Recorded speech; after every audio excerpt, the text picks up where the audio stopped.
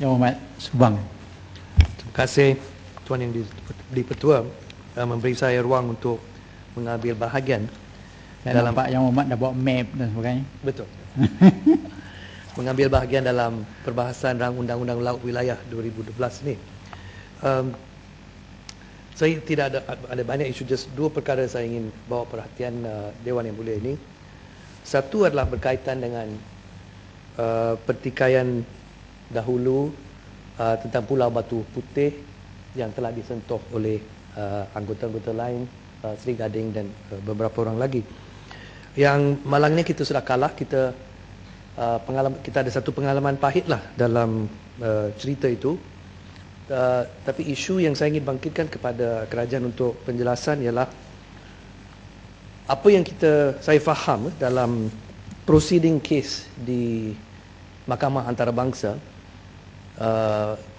Ini adalah berkaitan, Tuan Yang di-Pertua, dengan pengendalian kes bagi pihak Malaysia, kerajaan Malaysia atau negara Malaysia oleh peguam negara kita dan pasukan beliau. Dan apakah yang kita dapat tahu, pasukan Malaysia telah bergantung kepada satu dokumen, satu peta. Telah berbuat hujahan berdasarkan pada satu peta yang dikemukakan dalam kes itu sebagai keterangan, tetapi akhirnya dokumen atau peta ini telah dipertikaikan oleh pihak sebelahnya sebagai satu dokumen palsu, dan akhirnya itu pun dapat dibuktikan oleh pihak sebelahnya sebagai dokumen yang di mana kesahihannya memang boleh diragukan, dan dokumen itu ditolak dan tidak boleh digunakan. Pengalaman ini menunjukkan bahawa inilah satu sebab lah antara lain di mana akhirnya Mahkamah Antarabangsa itu buat keputusan untuk menolak tuntutan Malaysia untuk Pulau Batu Putih, termasuk alasan-alasan lain. Tapi soalan saya kepada pihak kerajaan ialah, apakah tindakan kerajaan selepas itu, apakah persoalan yang dikemukakan kepada peguam negara dan pasukan beliau, macam mana ini berlaku?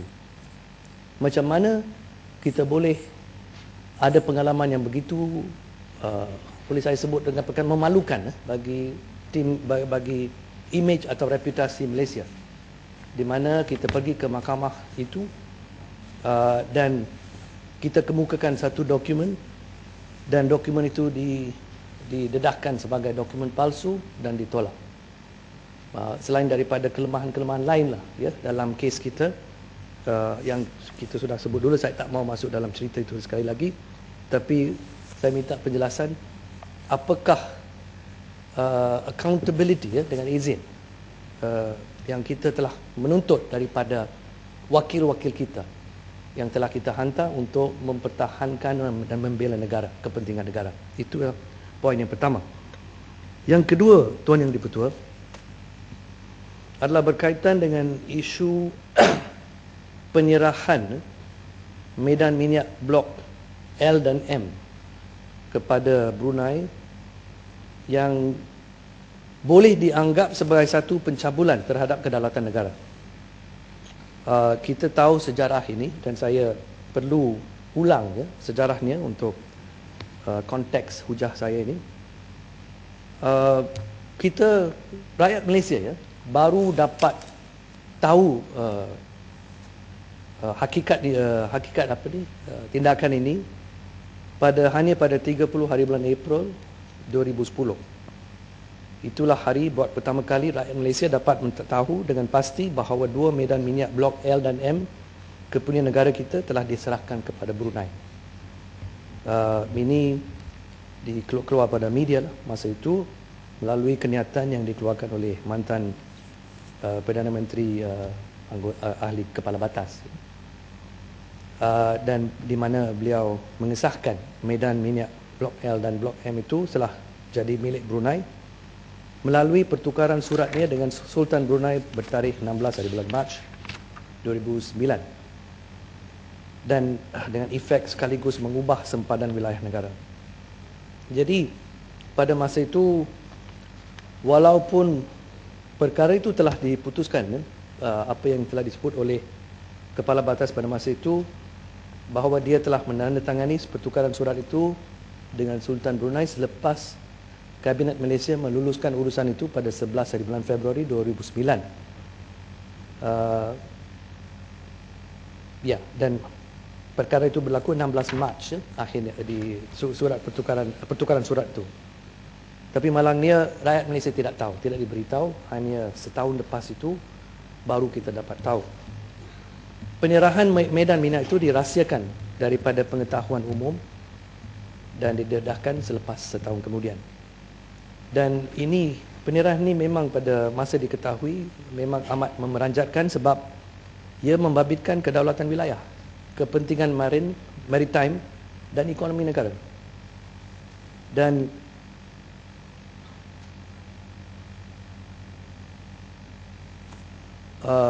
ketika membentangkan rang Undang-Undang Garis Pangkal Zon Maritim 2006, Menteri di Jabatan Perdana Menteri Yang Berhormat Padang Merengas memberitahu Dewan Rakyat ini, Dewan Yang Mulia ini, bahawa bagi menjaga kepentingan maritim negara, Malaysia telah menunjukkan kawasan perairan laut wilayah dan pelantar benua Malaysia melalui pengisytiharan Peta Baru Malaysia pada 21 Disember 1979.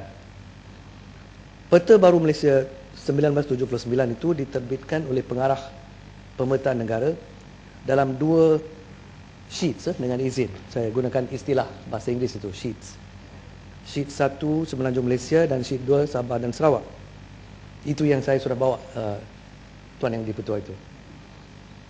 Dan menurut Peta Baru Malaysia ini tahun 1979 itu, dalam sheet Sabah dan Sarawak, sempadan wilayah negara merangkumi perairan yang mengandungi medan minyak Blok L dan Blok M. Dan pengisytiharan wilayah Malaysia ini dibuat dengan rasminya sebelum Brunei memasyhurkan kemerdekaannya pada tahun 1980. Keputusan, bagi saya keputusan kerajaan pada masa itu menyerahkan wilayah perairan negara ini melalui keputusan Kabinet pada 11 Februari 2009 memang boleh dianggap sebagai satu pencabulan serius ke atas perkara 2 Perlembagaan Persekutuan. Isunya ialah dengan jelas perkara 2 untuk makluman Dewan Yang Mulia ini adalah berkaitan dengan sempadan negara, the boundaries of the state and the federation dengan izin. Jadi banyak persoalan timbul dengan penyerahan ini. Satu saya sudah sebut, iaitu mengapa penyerahan itu pada masa itu dirahsiakan daripada pengetahuan rakyat. Yang kedua, dalam isu yang begitu penting ini, sebab masa itu menurut kenyataan daripada mantan Perdana Menteri Tun Mahathir sendiri, Blok L&M merupakan 1 bilion tong minyak, satu jumlah yang cukup besar. Jadi dan juga of course melibatkan perubahan sempadan negara. Jadi kenapa isu itu tidak dibentang dalam Majlis Parlimen pada masa itu? Juga sebab ini melibatkan kawasan Sarawak dan Sabah. Pada masa itu kenapa urusan penyerahan ini, saya ulang, adakah pada masa itu urusan penyerahan ini dipersetujui oleh Badan Perundangan Negeri, khasnya Dewan Undangan Negeri Sabah dan Sarawak? Bukankah perkara ini tidak bersangkut paut dengan kepentingan rakyat di Sabah dan Sarawak? Adakah ini juga dirujuk dan dibincang dengan Majlis Diraja-Raja? Jadi itulah isu yang muncul berkaitan dengan penyerahan itu. Tetapi dari segi hak kita, hak negara kita dari segi economic zone dengan izin, hak kita terhadap economic zone yang biasanya adalah 200 km. Sekarang menurut peta yang saya ada, Tuan Yang di-Pertua, ada satu isu juga yang lebih besar. Sebab Brunei sebelum itu dia menuntut kawasan itu 200 km daripada the shore, ya, daripada shoreline itu apa? Sisir pantai, ya. Dan mereka menuntut satu koridor lah dengan izin, ya, kawasan lautan itu. Dan implikasinya apabila kita serahkan LNM kepada mereka, itu memberi ruang untuk mereka menuntut kawasan yang lebih besar lagi di hadapan. Dan ini telah bertindih sekarang dengan zon EZ atau economic zone dengan izin yang dituntut oleh Malaysia, yang dituntut dalam peta ini, dalam sheet ini. Dan inilah soalan saya, adakah kerajaan memikirkan implikasi penerahan LNM, zone blok LNM ini kepada Brunei dan impaknya kepada kawasan yang sekarang kita boleh tuntut? Apakah kehilangannya sumber-sumber ekonomi daripada laut untuk Malaysia? Adakah ini difikirkan masa itu? Dan apakah pandangan kerajaan tentang keadaan sekarang dengan tuntutan Brunei? Subang. Ini yang saya minta Minta pandangan. penjelasan sebentar. Ya, sila. Terima kasih Datuk Yang Betul. Terima kasih Subang.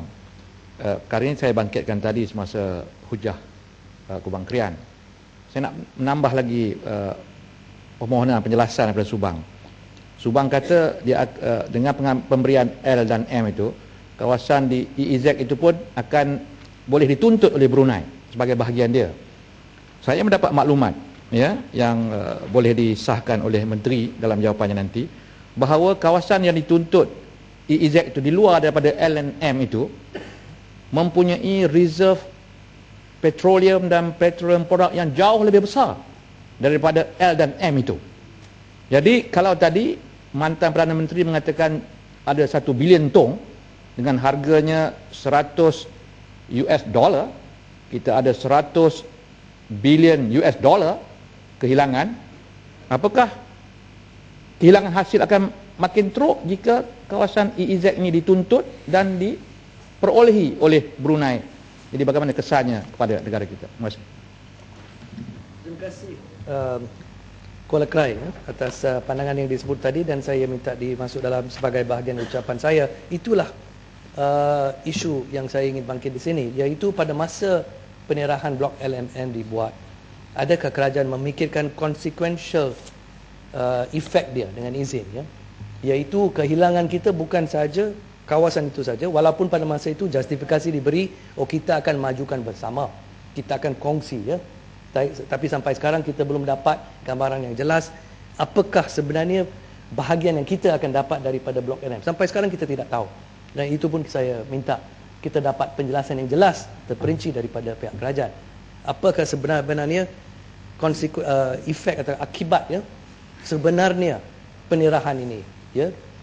Kita difahamkan ada perkongsian, tapi apakah faedah sebenarnya? Tapi implikasi sekarang yang baru yang ada juga adalah impak kepada kawasan economic zone kita dan kehilangan jauh lebih besar daripada 1 bilion tong yang dipercayai ada di blok LNM.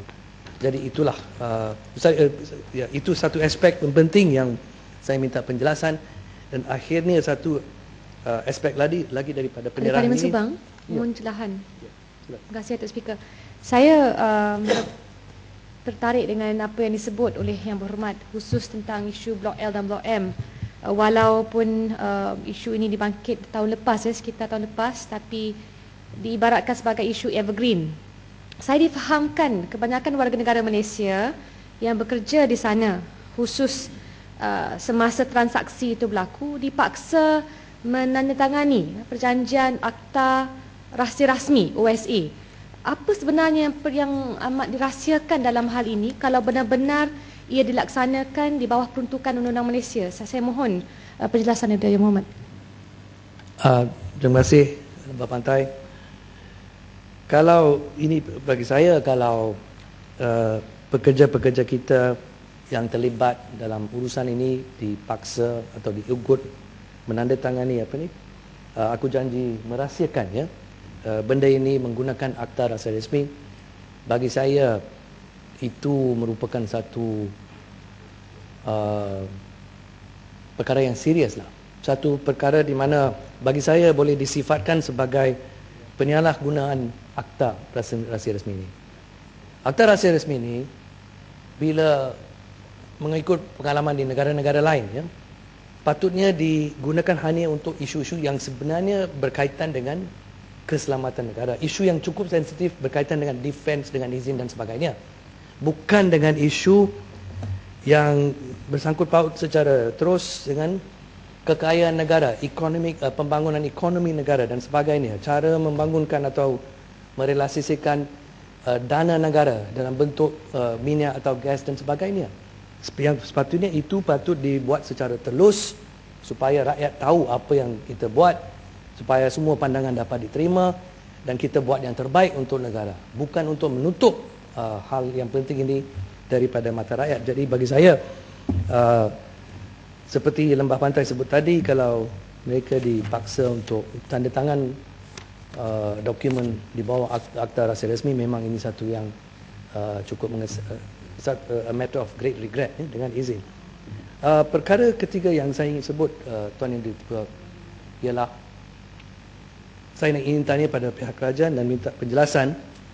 Penyerahan blok L&M ini akan ada impak pada kawasan economic zone, tetapi ada juga impak pada sempadan, ya, economic zone itu yang bawa kita lebih dekat kepada Pulau Spratly. Pulau Spratly ini kita tahu merupakan kawasan pertikaian di antara beberapa negara termasuk Malaysia. Jadi saya ingin tahu daripada pihak kerajaan, adakah ini dikaji dengan teliti dan apakah pandangan kerajaan daripada pakar-pakar yang telah jadi penasihat kepada kerajaan kepada pertikaian itu. Adakah ini menjejaskan kedudukan kita atau sebaliknya? Itu yang saya minta penjelasan. Sekian, terima kasih Tuan Yang Dipertua.